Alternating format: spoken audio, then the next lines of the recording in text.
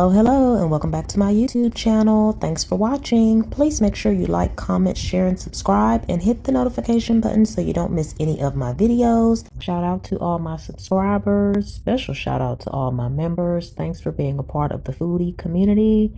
You're getting early access to some content, exclusive content, special shout outs, and member shorts. Check out the link in the description box to join. Now, unless there's more than one Lara'S trucks, Nesto did in fact have a relationship with Lara'S trucks. We'll talk about it in this video. Will Wooten has filed a supplemental exhibit to the state's motion to dismiss defendant's motion to suppress vehicle search for lack of standing. The Ford F-350, where some evidence was found against Nesto, was not Nesto's truck.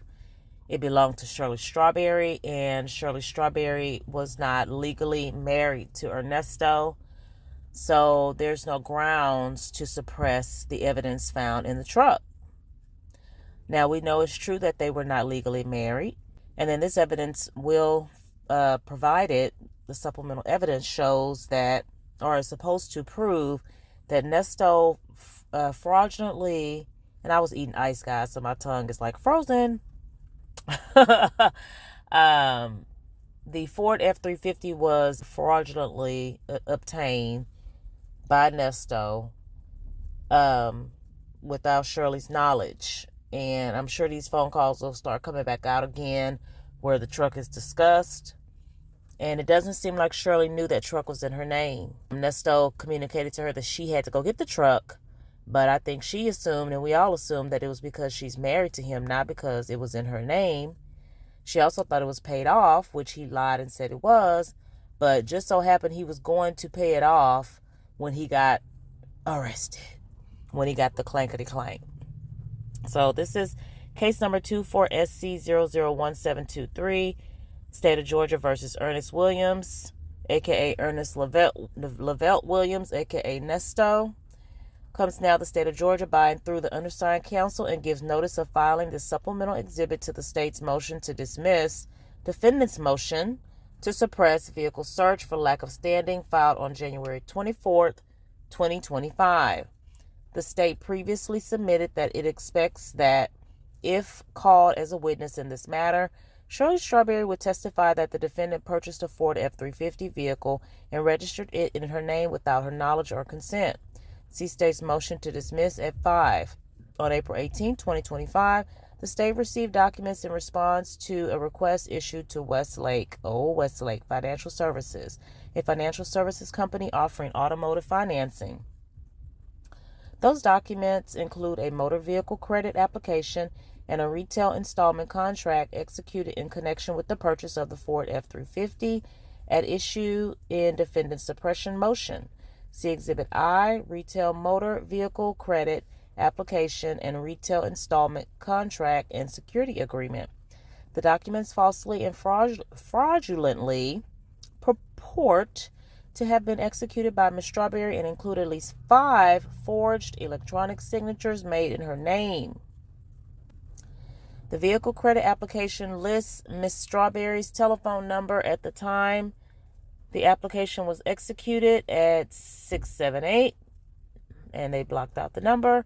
This telephone number is unknown to Ms. Strawberry and has never belonged to her. A search of law enforcement databases reveals that this telephone number currently belongs to or previously belonged to a subject identified as Alasia Joliet Alexander, a known associate of the defendant. Dominique. She has a gazillion names, y'all.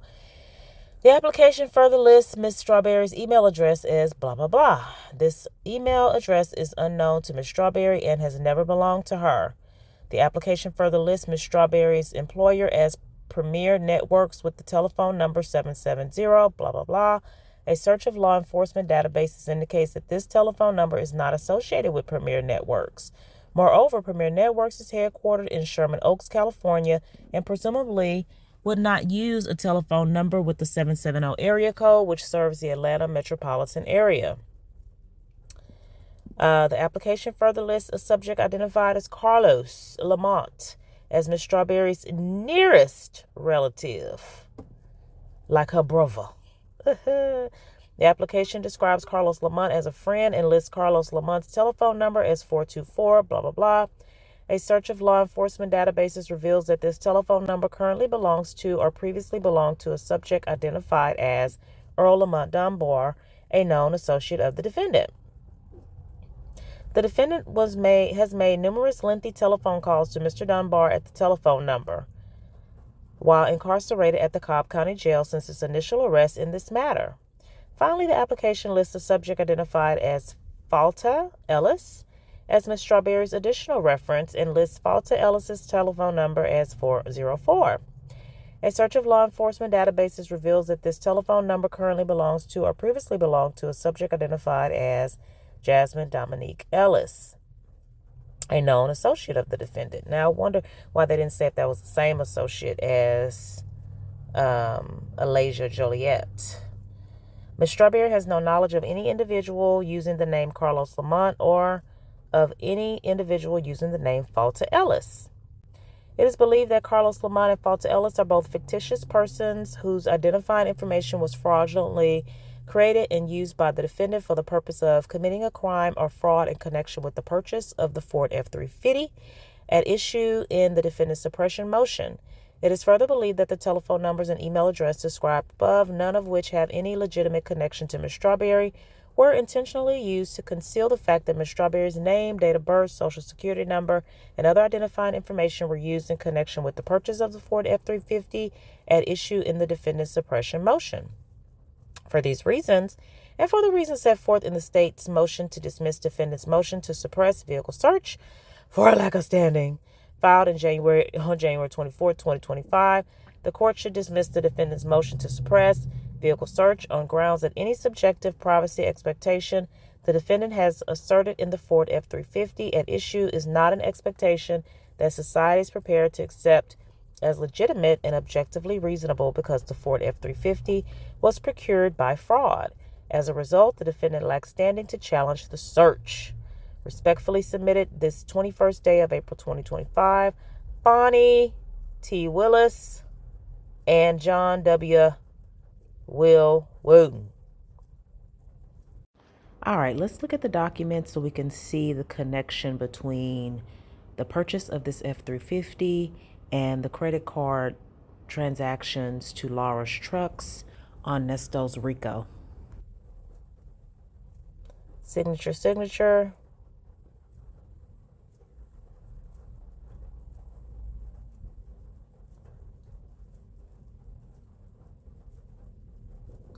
I'm just going down to see the signature.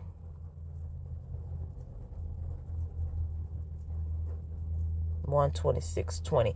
And see, they moved back to Atlanta in December of 2019, according to Sonya and Nesto on a video visit. You can see here on the document that Lara'S Trucks is the seller of the F-350. They're on the RICO as well. They're in the documents. All right, so here it is, y'all. Act 42, on or about December 1st, 2021, Ernest Williams committed the felony offense of financial transaction card fraud in violation of OCGA 16-9-33 in Gwinnett County, Georgia, by with the intent to defraud Lara'S Trucks Incorporated and Melody Scretchen, obtaining goods and services of a value of $1,071.12 by giving orally and in writing a Visa financial transaction card account number ending in 9747 to Lara'S Trucks Incorporated, the provider of goods and services for billing purposes without the authorization and permission of Melody Scretchen, the cardholder for such use. This was an act of racketeering activity pursuant to OCGA 16-14-3. Also, on or about December 1st, 2021, Act 43, Ernest Williams committed the felony offense of identity fraud in violation of OCGA 16-9-121 or 121, whatever, in Fulton County, Georgia, by willfully and fraudulently without authorization and consent using a Visa credit card number ending in 9747 belonging to Melody Scretchen, identifying information concerning a person for an authorized purchase in the amount of $1,071.12 at Lara'S Trucks. This was an act of racketeering activity pursuant to OCGA 16-14-3. And then he has another one, Act 44, the financial card fraud. December 2nd, $800 with the intent to defraud Lara'S Trucks and Melody Scretchen by using that same Visa card without Melody's permission.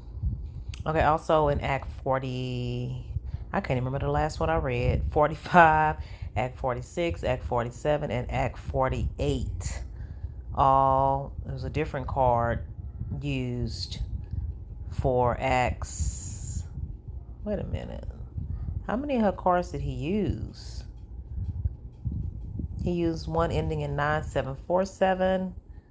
He used one ending in 8161. Then he used one ending in 4860. He got a lot of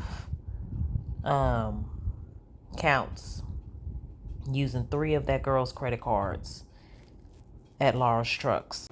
All right, so we know that Ernest Williams has court on April 30th, 2025. If the Lord says the same, that's supposed to be his final plea date, and I'm guessing that's when when Judge Dunaway is going to rule on whether the evidence obtained in the search of the Ford F-350 will be suppressed or not. Other updates. Sonya and Ernesto, according to PCFP, have not spoken since April 7th of 2025. Yet Sonya was still on infamous Sylvia's live the other day trying to defend this document for the Ford F-350. And then her and Sylvia are using the same excuses. Well, why would someone wait until now to say the truck was, fraudulently, and I'm gonna still keep saying that word, y'all, even though I'm having a hard time saying it, fraudulently got in her name. I don't know. We don't know the dynamic of Nesto and Shirley's relationship, but there's a reason that Nesto was getting everything in Shirley's name, the storage, the truck, the laptop, because he knows that if his name is not on it, it would be hard to prove that he committed crimes using those devices, using whatever, in the automobiles, whatever. Putting things in company names so he can't be sued personally. We all know by now Nesto knows the tricks of the trade. He thinks he knows how to beat the system. So like I said, at the time that this application was filled out, the address, this is a former address, 2155 Benton Creek Manor. This is where they moved to when they moved back to Atlanta. He put iHeart host Steve Harvey, and then Premier Networks. Gross monthly salary, $25,000. She's been at her job for 12 years. So they ran a check on all the phone numbers. There was no joint credit intention. It was just Shirley, so her signature is there. 2017 used Ford F-350 Super Duty. We have talked about, or y'all have seen the rate. Interest rate 28%, 28.29%. Selling price of the vehicle was $34,995. Cash down $12,500. Products and fees $617. Amount financed $25,421.67. Did that truck have 192,257 miles on it? Are you freaking kidding me? Nesto's getting robbed. But is this the only way you can get a vehicle, Nesto? Come on now.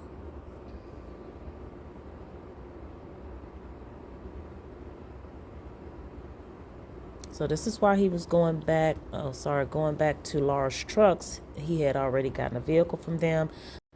That's why he was able to read some credit card numbers over the phone to make those transactions. Ain't that crazy?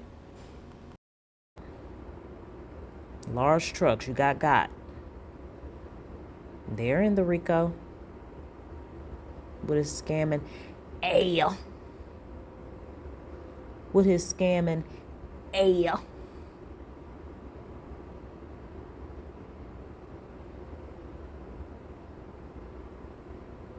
All right.